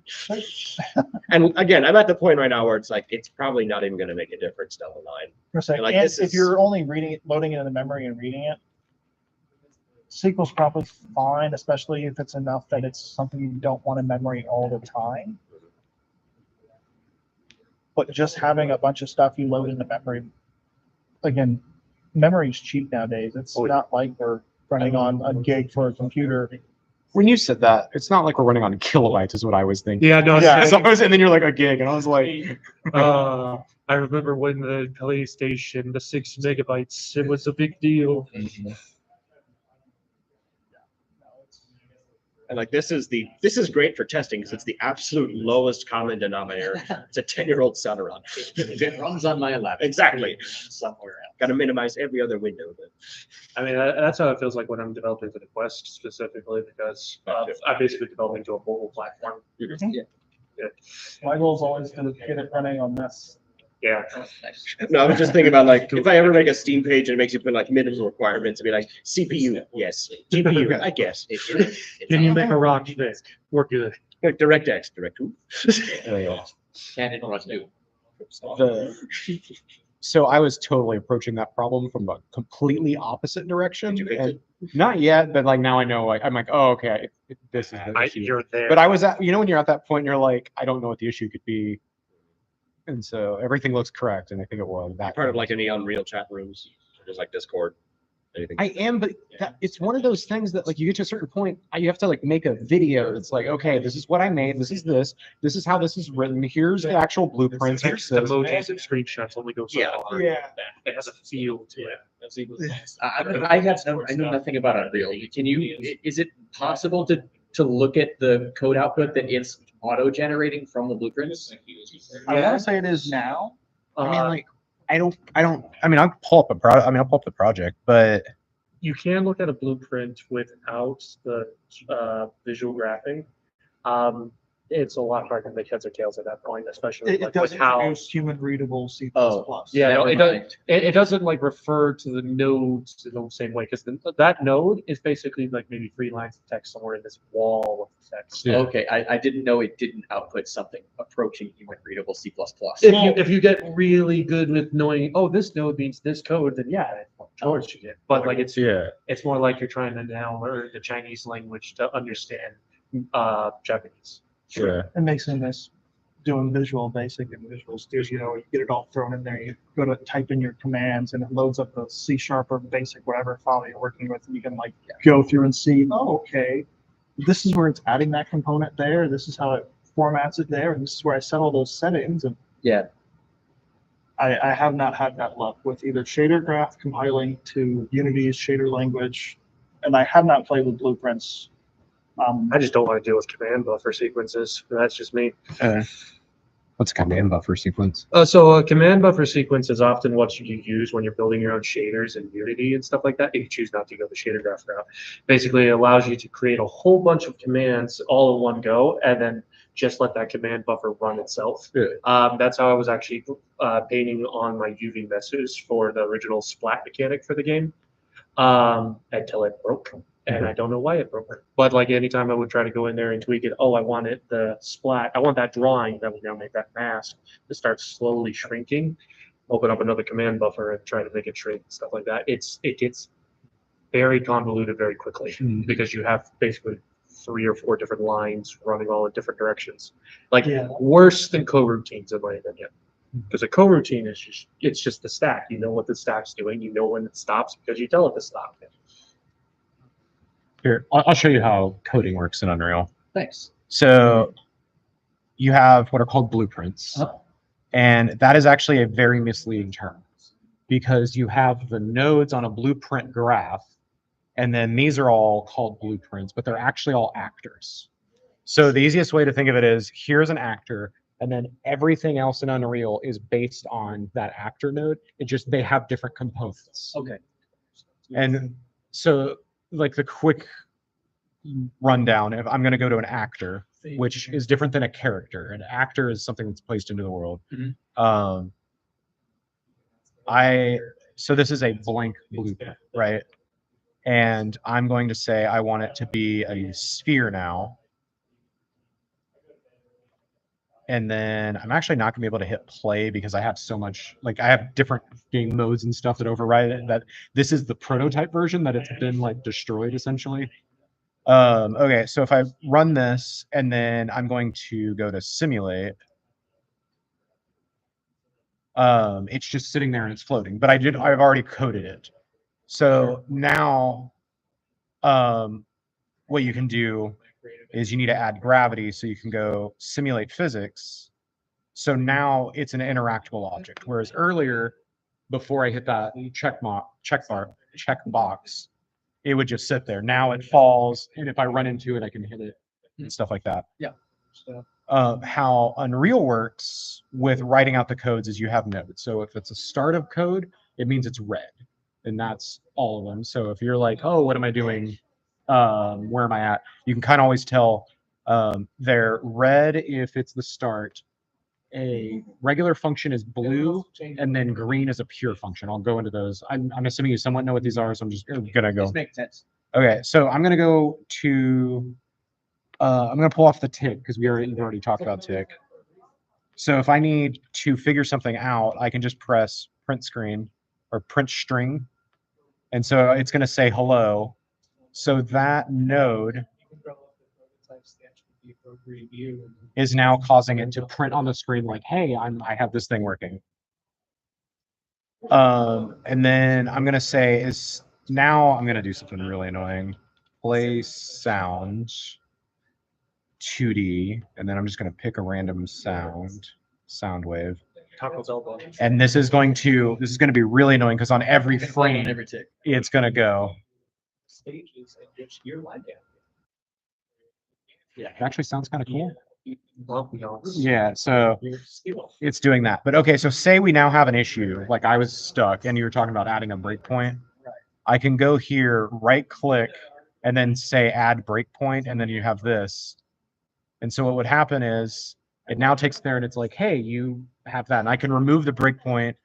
I can hit the play button, and now it's simulating. So it's Okay, I did it wrong. Can you like step through? Yeah. And so then these are the steps. So it's going, okay, it's going to print string. Now it's going to that. Now it's going to that. And it's just going to go in a loop because that's just what it's going to do.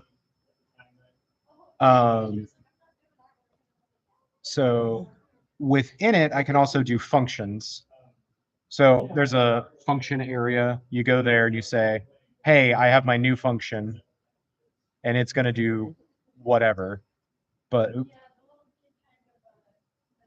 so I'm going to grab the new function, and it's now a blue one that can be called on every frame also. But the other type of function, if you know something's going to work 100% all the time, like, and you need it to use it, you select the function and you go here to pure. And then now it's green like that, but I don't have an output. So let me, hold on. So now that I have an output, I can say, hey, here's a branch. Is this true or false? There's a red one there. That way you can tell. I now have a pure function that will always say, it's always determined. So I usually use it.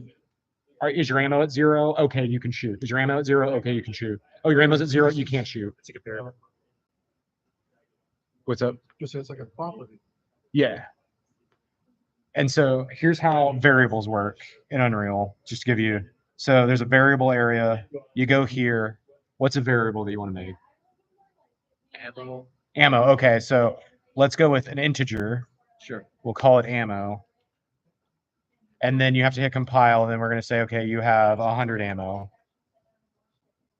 So now I'm going to go to the print string, and I can plug it in there, and now I can tell on every frame. Okay, we have 100 ammo on every frame. And so that's all you have to do. You just make those And if you label them correctly, and then you can make a function that's like, okay, I shot, I need to take away ammo, I did this, and that's all you do. And so quickly, that's how you program in Unreal, and in the same way. Now you can go and do it. Here's where I got stuck. So say, all right, so the game instance is this thing that's created whenever the game is first opened that has all of your global variables, everything, and you have if it doesn't matter if you go online or whatever, it has all of your information. So I'm going to go to the variables and I'm going to search under variables the game instance. And so here's the dropouts game instance. And I now have it as a variable. And so anything that was like saved, I can pull that up.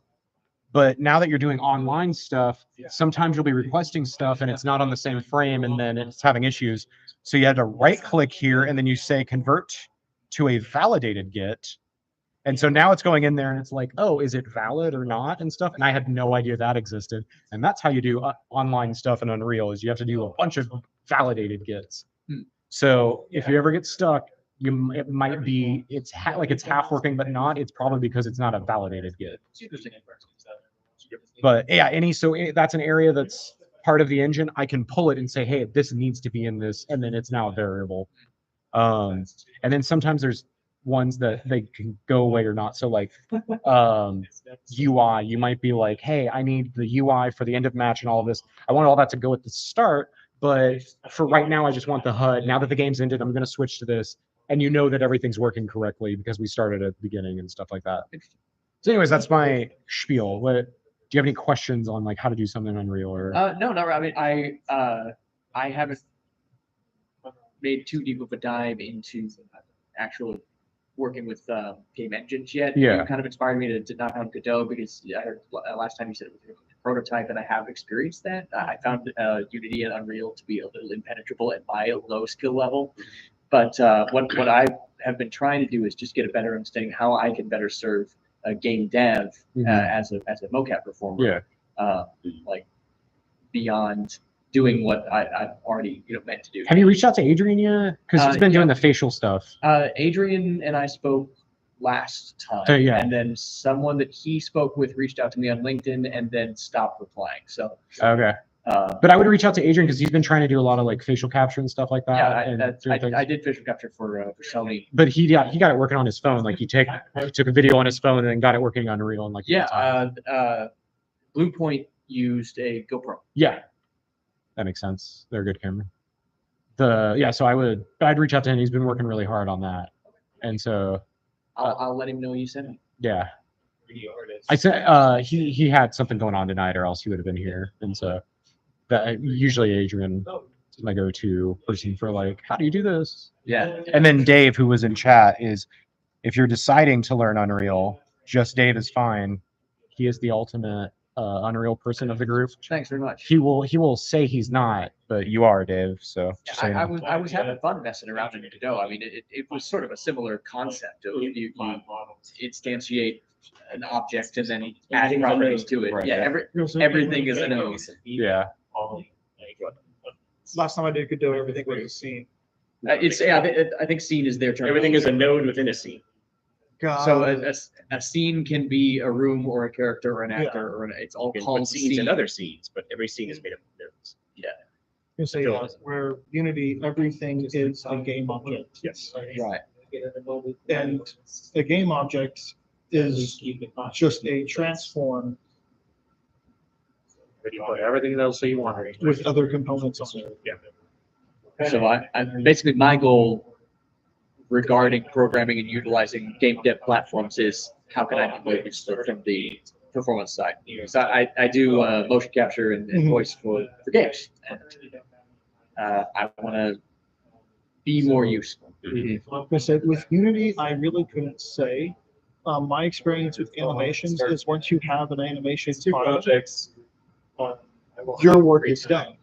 Right. The engine handles the rest. Right. And I don't own a suit. Like I go and I perform at their volume with their stuff. And it's up to them to collect the data and make sure it's good. Yeah.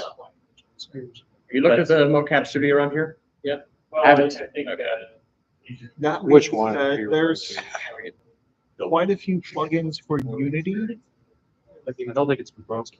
Grassfire is a volumetric. I think Crossfire's gone. Grassfire one. There's an XR space around here somewhere, Yeah, I think Aru's still doing a little bit of that. but I don't, I don't Last have I any heard, they're contacts just doing with them. Bixby Police and Fire. I know, but like I'm And on. then TikTok and Twitch. If you're on their Discord, I'm sure you're also concerned for their mental health. No, I don't know. I don't want to fail. I've been through a lot lately. I'll see who or if they have casting directors, because that's usually the way to offer yourself with my job. I mean, honestly, just start going conference to conference. Like PAX are coming up. You got GDC next year. You got. I mean, if you're on that side, I would go to SIGGRAPH. That's where all the artists go. Have you ever been there? Ever seen that? Okay, let's see where it's at this year. Yeah, Daniel's a better reference for that than I am. I am at this point accepting the fact that I am hobby, Speculation right and I'm very excited. Two projects. And then I can start thinking about the third one.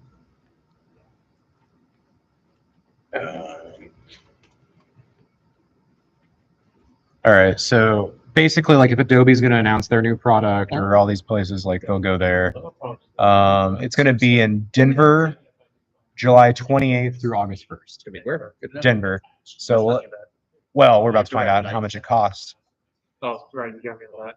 They obviously Volunteer, volunteer, volunteer.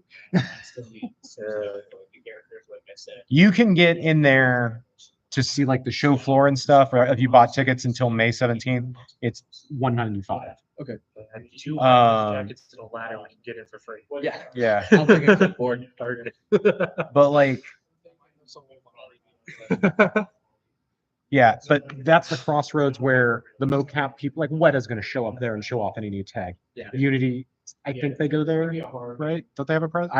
I know they have. I'm not on that side of Especially stuff. since they were trying to get a lot more into the virtual production side of things. Yeah. Because I've really been trying to find out how to link up with indie game devs, because I would love to be the mocap guy for indie people. Yeah. It's like, Well, Troy Baker is the mocap guy. Oh, well, no, I guess he'd be the AAA guy. yeah, I mean, But- you know, like But I feel like if you asked him, he would be like, yeah, you're gonna do a mocap thing. I got you. I've been looking into it's a couple of GitHubs that I've been watching with very eager interest. It's utilizing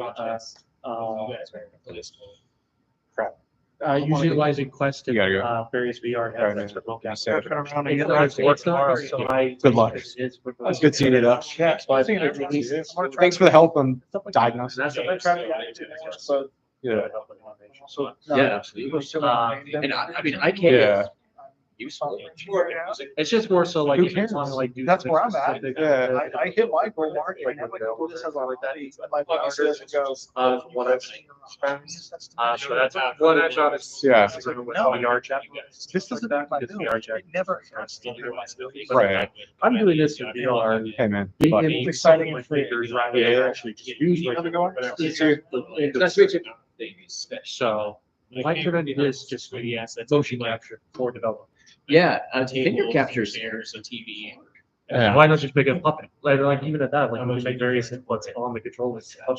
You know, they say that. So what? This is a question of Pyrrha here. So what is the difference between animating to a rigged model and puppetry?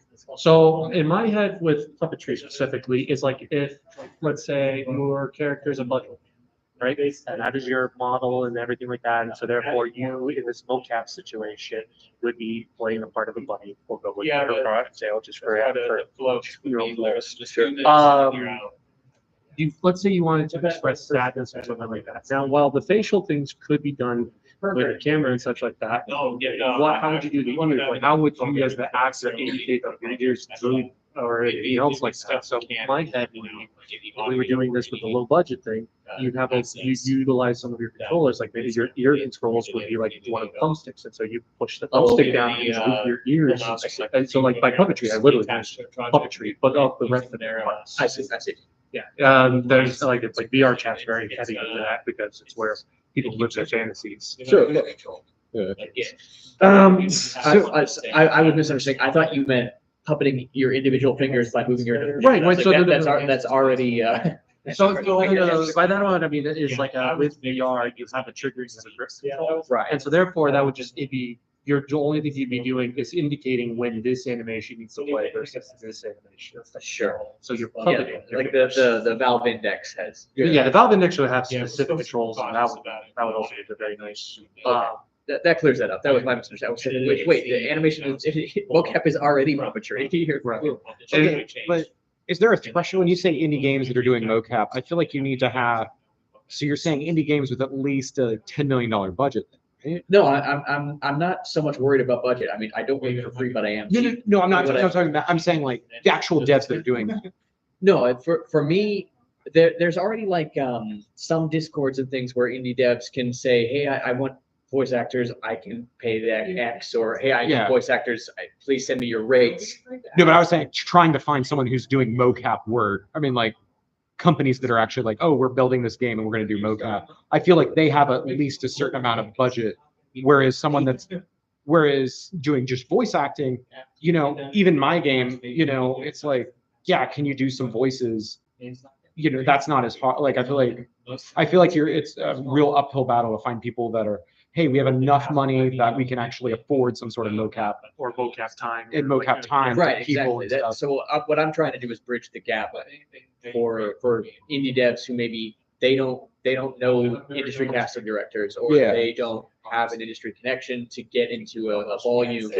I want to help bridge that gap to make it easier for indie devs to connect with actors and get them in a volume. Yeah. So that they can collect that motion data.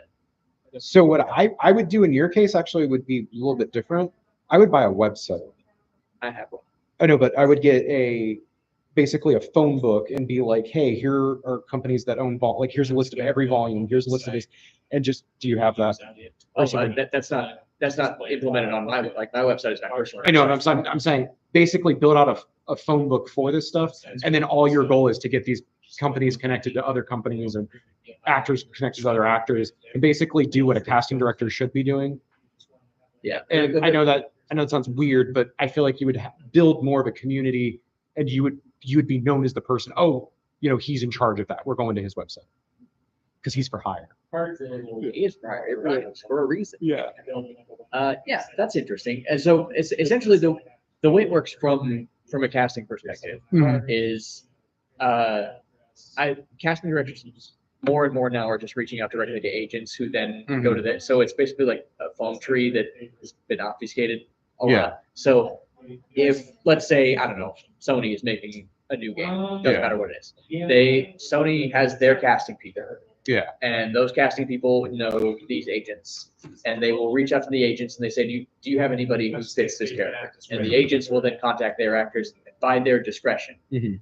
And sometimes they'll skip an agent or ask agents and put it on like a job board. One of the more famous ones is Actors Access. And so it'll go up on Actors Access, and that allows actors who are self-represented like me to see the job listing. Then we'll submit directly to the casting director, who will then say, all right, let's have you read for XYZ character. And then they pick if you're going to do it. Yeah. But I love the direct communication between talent and game dev, like on Discord, Mhm. or it used to be on most of the social medias, but that's kind of fallen off Mhm. in favor of like Discord chats or having a casting roster. And so for instance, if I saw someone post, hey, our project is nearing completion, or we're at a point where we want voice actors, here's the role that we're looking for, and then actors can reach out directly to the game dev Mhm. and get selected that way, or the game dev has a casting person who's reached out, and I want to start doing that for performance capture, Mhm. which I understand if a dev has enough budget to hire a mocap volume, Mhm. it might be a bit. We're edging into the A's, Mhm. the double A, triple A kind of game. Well, triple I. Yeah, That is the gateway. yeah. Well, then I guess because you have with mocap specifically, Yeah, if being able to use a VR set would allow people to mocap and or show off mocap abilities, that would probably fit your niche a lot better. Yeah, I want to try and bridge the gap in such a way that mocap or performance capture at a high level doesn't seem like it's so far away. Because I've spoken with several indie devs who say, man, I'm hand animating this and it sucks. I hate doing this. Or they'll use some of the stock motion libraries online, and those animations are fine. But if you want to tweak them, or if you have a specific character that you really want to see embodied, I feel like it's too far out of reach for the indie scene. And so, And let alone actors who want to get into that and don't have access to motion because they haven't gotten their credits yet, basically. right. And so, as someone who got the credits the hard way, I want to help other actors and other indie devs beat and make cool stuff. And of course, it doesn't always happen for free, but I'm sure you can always meet in the middle. Most of the fee goes to the volume anyway. Yeah. So it's my dream. Do you have a YouTube channel? No. What if you did a YouTube channel and like that's all you talk about is mocap and volume, and then just grow from, and then go find other people, do interview, like do that on the side, and then build up your brand as like, okay, this is what I do. You can say you did mocap for Demon Souls, and people will be all over that. Yeah, people like, how did I do this? And and then just talk, like when you go to a conference, and if they have some sort of tech, you're like, hey, this is how this works. And, do an interview with the people right there on the show floor. People love that stuff. Like I watch camera stuff all the time. Like, oh yeah, because they do different like conventions and stuff, and it's like, oh, here are these new lenses. Here's this. And people want to know what the new tech is, the new stuff. Oh, okay. That's encouraging. Yeah, but that way you've built a brand that's in that world and you already have expertise. So it's like, okay. And if you're in front of the camera enough, people will get used to looking at your face and be like, hey, we should, hire them. Sure. So that's, part of it. Yeah, absolutely. I'm working. There's a program called Peak Out with the Pros, and that's led by this great actress named Victoria Atkin, and that's sort of exactly what she has done. She made a podcast that she played Evie Fry in Assassin's Creed Syndicate, and she did a lot of the capture for Aloy in Horizon, and now she's in Call of Duty. I don't remember who she is in that. But she made a podcast and started inviting all of the industry people onto this podcast, and that led to her having now a brand where she is like the actor's actor for getting into performance capture. So I'm taking her course so that I can start making those connections to seeing the people she knows and try and link up with them. Try and get there. So what you suggested is definitely being done. So I see if I can try to do it, but also not compete. So I wouldn't look at it as compete. I mean, I don't want to step on anybody's toes. I wouldn't look at it as stepping on people's toes, because there's also how many retro hunting video game blogs are there, or people that go to the gym, to fishermen's, but they're like, oh, went out and caught this fish, and like people will watch it for hours. Like, interesting. I mean, like, no, you push it forward. Don't think of it as competition. Be like, I'm pushing this forward. But those aren't people that I'm competing against. Like, I'm trying to push whatever I'm doing forward. Sure. Yeah. I would. I think you should create something though. Like, I feel like you're in that stage. Even if you just start out early and be like, I've done motion capture, I'm gonna try and figure this out, and you open up Unity or Unreal, and then be like, oh, I mess around in there all the time. I know, but I'm saying, like, just record it and be like, I'm trying to figure this out. This is what I'm doing, and just watch people fail. Because like, this sounds weird, but like kids, do you know the shows like Nailed It or anything like that, where where they're trying to like they'll show someone like a fancy wedding cake, and then people have like 3 hours to make it, or people will they'll try and recreate like Reese's Pieces or something like that as candy. But the whole process is them failing, or even watching Jackass. That's people literally failing, and stuff like that. We want to watch other people fail So just do that, put yourself out there and be like, oh, I did this. Oh, it messed up. Oh, I didn't. You're not tutorials. You're showing Yeah. process. Interesting. Yeah, because I watched dev diaries. Yeah. Of different people where they're sort of explaining their process, and I've always found it like a great way to market the game you're making, Yeah. because then the people who are watching have a story that they've attached to. They know you a little bit as a developer and as a person, and it gives it a nice personal touch. And then they want your game to succeed, so Yeah. they'll go do the thing. I would like to find a way to market. How do I put this? I'd like to find a way to market my specific expertise, but make it just be about the work. Mhm. So I've always, the reason I love performance capture specifically is because of its anonymity. Mhm. I can be every dude in Demon Souls, Right. and you don't know. Yeah. I can go home at the end of the day. Mhm. So I guess that's my own struggle to deal with, is to Mhm. figure out how to balance branding and making something about me ostensibly, Mhm. but not actually be. Are you on like Upwork or Fiverr or anything like that? No. Gig jobs like that, that'd be perfect for what it sounds like you want to do. Though Well, they're kind of expecting you to already have. Like if you do voice acting, you're on mics and stuff though, right? yeah, I've got a whole booth and a demo. Yeah. So like yeah, I would get on there and do voice acting. You should that's right.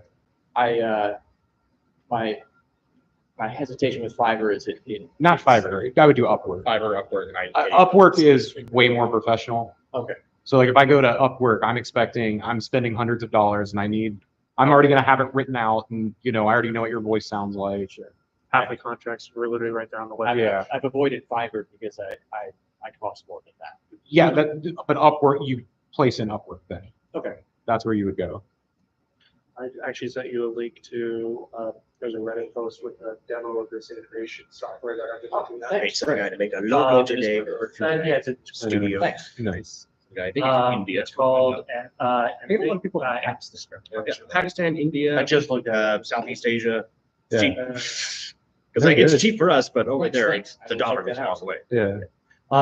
But it utilizes the Quest Pro specifically with the eye That's tracks nice. and everything like that. So you can actually like look at while you're animating this character and stuff like that. in Oh, real that's time. cool.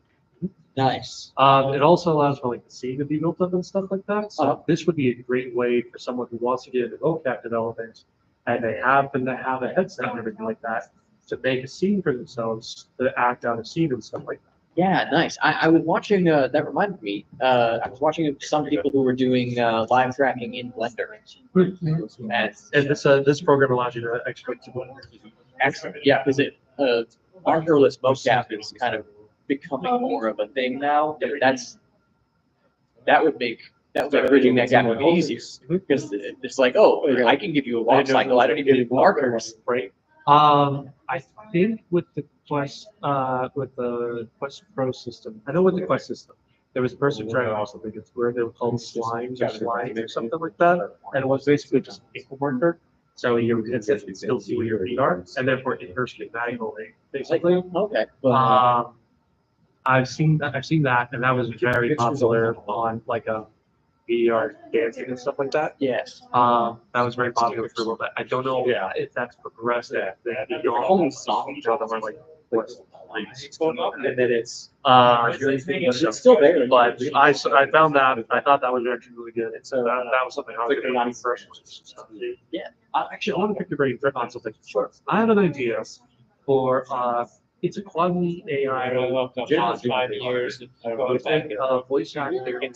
Dialogue structure there and allow it to maybe structure or that's very interesting. Procedurally generated one. So I think that really is very less conversation, even though I didn't. Yeah. Subject. I think, The way it would work visually is, I would have a voice actor read off certain lines. Are you in the Discord? You just And then when the AI responds to it, it would then delineates what kind of emotions. I was gonna say that Jennifer also Uses has vocal clips in order to get if you want to do that. But my guys thought are on kinda like this was This one showed up to this meeting. how does the voice actor feel about that thought? Yeah, no, And its recommendation was, my thought is, if I ever had business with a voice actor, I'd probably give them a percentage rather than just blank there. So you weren't here. Your voice range is a sure sign because it Was. is. So the person supposed to come in and get moving on You gotta do. and talk to you effectively. right. And so I'm therefore, open to the possibility. that. But my I'm things staying in has touch to with be you kind of the next days. my thinking is, in The- terms of payment, you get percentage of But of the you person. guys, whoever wants to Because go that would be how I would pay. Yeah. wrong. Wow. Well, I mean, Then we'll first of all, bring I another. felt a wave of appreciation that you wanted to know the feelings and as well as Because there is something about like how the marriage. I've had a lot of flashback of art. So like, it'd be like, hey, I gotta. So I found this one. learned that, Like, voice acting itself, I'm not just, I've been this I'm one it's in your voice, 6 years. but I'm now effectively utilizing your voice across. No, but I'm saying like. Right. And so therefore. Yeah, and so Sure, it's taking. whatever the next phase of this is. That's running within the lot, trying to later, I don't know whoever wants to go. Right, so like, Make sure. as a voice actor, hearing that You guys actually get made me these. like more willing to like consider the project. So just being like, okay, this person sees me as a person. So that like that was nice. So like in regards to that SAG after the Screen Actors. I don't wanna, oh, I got They this thing, I gotta just leave, came out with transfer everything over. new rules for the Also like actors setting union up like, okay, when you guys. with for exactly that in mind. Okay. So the biggest idea is like it's a little bit less about Someone else can run the. how much Cause you do have. money. this So like for the union, there are set rates. And so like Once a year. it has to be an X amount of dollars. But if you're working with like a non-union actor, it's sort of up to each actor. And as long as you're really Even transparent this, I'm about like, how their it's October, voice but data it's is like, gonna be used we and have manipulated, and like for the Xbox PlayStation. if you can work with them to make a contract that works for both of you, where you're like, here's how your data's gonna be stored, here's how your data's gonna be reproduced, Until. and here's how we'll protect your data in the future. I think just checking those boxes, then you can get down to like, okay, how much feels like fair compensation for you, I guess. Well, eventually, well, I guess you are gonna know if it's good thing or bad thing. There's nothing online, so that kind of stuff. But I imagine that with this type of project, that's in my head, I can take it in your circles. I know how to If do I it. figured out who the voice actor is, I can have them the character It's like, eat something. one of them, Ellie screwed up. It's my favorite thing. You have to leave the PlayStation on in the. Right. For like 7 hours or something. Right, and so that's a fear for, And then for you actually. check it, and you're like, oh. So therefore, like, Wait 7 hours, or next week, we don't get to go 7 hours. Worth of points. That That was my favorite. There's other, but Xbox. Yeah, I don't Batteries out. the generative audio production, but I know there's a watermarking that you can do for text. And so if there's like even a water. But the idea is that when the text, it would be a very, User tab. it would be a very. Xboxes are controlled differently. So Effectively, you you just say, say, hey, I I'm gonna would swap slide out. persona This that one's I'm dead, big word. Sure. Or there's certain people that have. But that persona Issue would with their still hands. be like So you can your have voice, two your controls emotional of one. state of reading Like, stuff like that. so that you can use whatever you can. Basically, it would be, you would get a response. Things like that. And then it would There's dictate all of your response, you have quicker outputs and stuff like that. And then the Yeah. personality algorithm Yeah. would tell the text be like, And then be angry. PlayStation because of what it said. What it's not achieved. Right. And therefore, you would, this would then take like more angry, like, more mild. There was like little words. It's like, oh, I'm gonna go to the first one. Sure. That's it. Yeah, we never. Shot I that had up. no idea what Text activity. More natural, appropriate situation. It's just gonna get more natural, especially as the argument is developing. Yeah, I want to make that, I want to, Majority. effectively, I want to make a conversation. PlayStation exclusive, it's like, watch the But game. it's a little hard to on voice infection. So my thought is like, for like. That was PS4, so they didn't. Oh, Yeah, so we were technically playing a PS4 game running on. Point to a person, and he was like, what a question, and I'd be very Fallout 3 in terms of like, it's the range, like, it's types. Sure. Like, hey, what are you doing back there? Like, you know, shove it there. Yeah, yeah. Well, and the full explanation of, oh, I'm so sorry, and all that kind of stuff. And it would be able to have those tags of rude, et cetera, and therefore fully display the power of this. Yeah. Yeah. That's that. Sure, it's still really, and so, yeah, those, that's what first came to mind, was just like being really open and explicit about like how it's used and what the purpose of it is, because like, we're not Luddites, like I think the tech is fascinating, I think we can do some really cool stuff, I might even be willing to be a part of it if the terms and conditions were right, and I think a lot of voice actors right now are a little gun shy because some of them, unfortunately, I'm not one of them, have had their voices stolen already. Or it's like, Which sucks. I went to, Because this is the unfortunately, second if time I've been anybody through it. has more than. I went to one of the conferences with the personnel. Just a few seconds. And I laughed really hard. So good job. Yeah. This is the thing I wanted. Yeah, but finish, I want to see that on my first speech thing. Yeah, it's true, right? So there's like- Yeah. That's kind of, if I was to boil it down to searching on this project, that's what. No, Yeah. that's, I found the one that was talking short. And it sounds like a really cool project. I mean, there will definitely be like some voice actors who say, but in like the real time emotion, that's what makes us human, and that's what makes the art good. But like, I can also see like It's interesting. right. Like, but like very much like Skyrim, like you guys have very key points that point the player into a direction and stuff like that. Those points would still The next require big one acting on stage, but afterwards that can give dialogue or give it a little bit more. Right, that's what I was just thinking. It's like, you know, have all of the main story beats and that's acted with people. But if you go, hey, Sigurd from the Skyrim, what do you feel about tomato? Yeah, tell me everything you know about carrots. And then you can get Sigurd to go off script. So yeah, I think there's an interesting potential for it. So let me see if I can find this SAG-AFTRA rules, and I'll just send that to you so that you can see like what a current AI writer looks like. Okay. It's like you were saying, it's a lot of little things, so you feel like, I got 10 bucks. Because on one hand, it's like I would probably test the module utilizing my I own get voice. torn on My my acting I'm stuck on this chops big are thing. Let me keep I'm working on it. definitely Banging my not- head. Not a I half to or do something something. else. And then at the same Uh, time, I just knew that I was just banging my head. It's like, oh, I got Uh, 8 things done. Yeah, it very much is. So- There's no big bug. Because I talked to artists about this too, and I had this one thought of like, I asked if them what to about make company I had hired this. I asked these guys, but I And stuck on because job. that's the thing, like AI art does stuff, it meshes art pieces I together. narrowed it And down. lists and stuff like that, but it was a percentage of the art or that art. So my thought is in terms of a payment module, is that artists, their artists do websites. And then when it generates AI art that's utilized for production and stuff like that, then based off of the percentage of how much their art influenced the AI art would be how much they would pay. Okay. As a payment model. Yeah, that's interesting. I don't know, there was a lot of mixed reception on that. Yeah, fix the bug. Because like, what if I'm only, 3% of the projects? For 3% of the project, you still get paid. Right. I'm curious where the cutoff. All right. Goodbye, everyone. Have fun Like utilizing in the stream. generated art